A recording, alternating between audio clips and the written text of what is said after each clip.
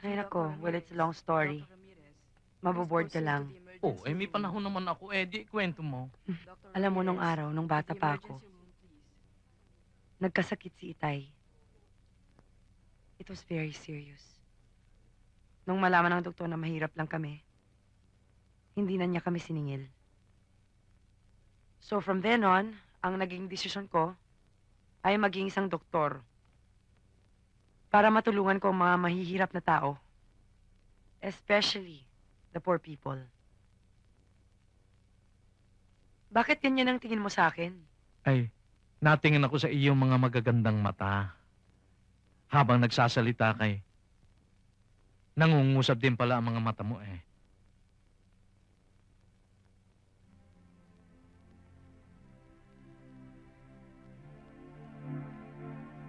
Doktora, emergency. Kailangan ho kayo doon. Boyong, I think I have to go.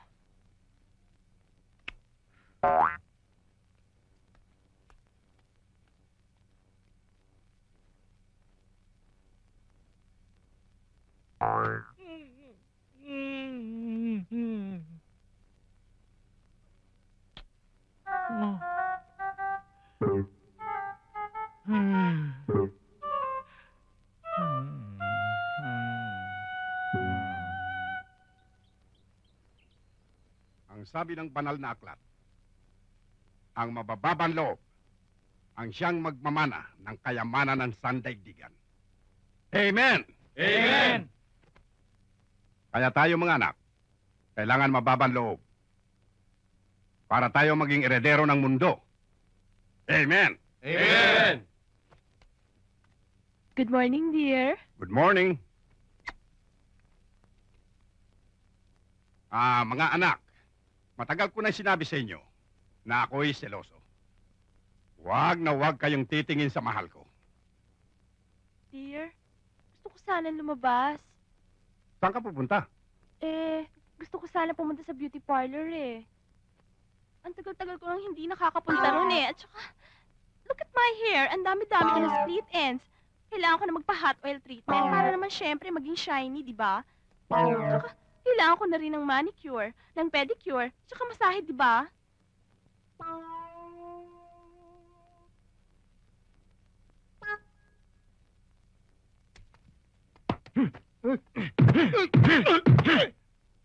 Winarningan ko na kayo. Ni Sulyap! Huwag, mga anak. Huwag. Teka nga muna. Nasaan yung tunay ko, anak? Boss, nasa itaas, may kasamang chicks. Sino ka? Nandyan ba si Fiona?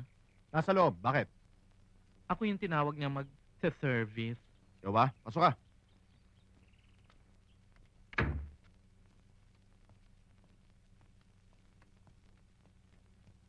Boss, nandito na yung magsiservice kay Fiona.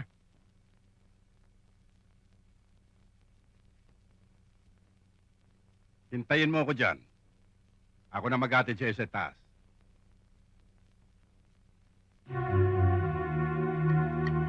Sandali!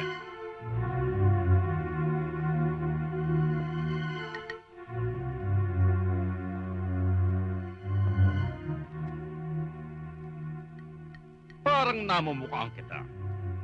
Have we met? O nakita na tayo somewhere? Excuse me, pero hindi pa.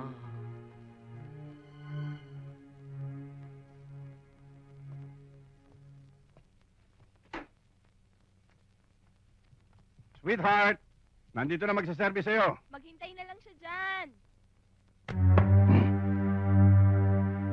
Minsan, pag wala kang ginagawa, labas tayo. Shh. Pero huwag ka maingay. Huwag mo papala sa mahal ko.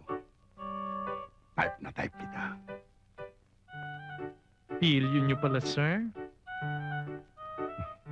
Bukas, ha? Tandaan mo, ha? Sweetheart! Nandito na! Oo, sige.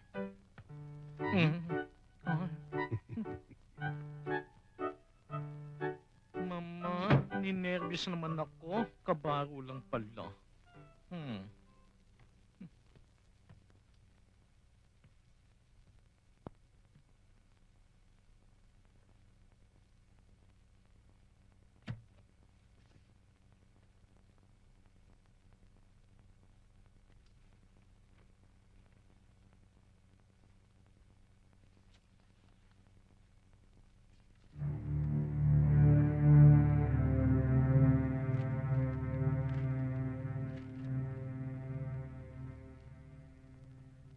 Ikaw ba magsaservice sa akin? Oo. Si Vicky po. Ano, Vicky? Umpisa na natin? O sige, anong name mo? Fiona. Fiona pangalan ko. Fiona.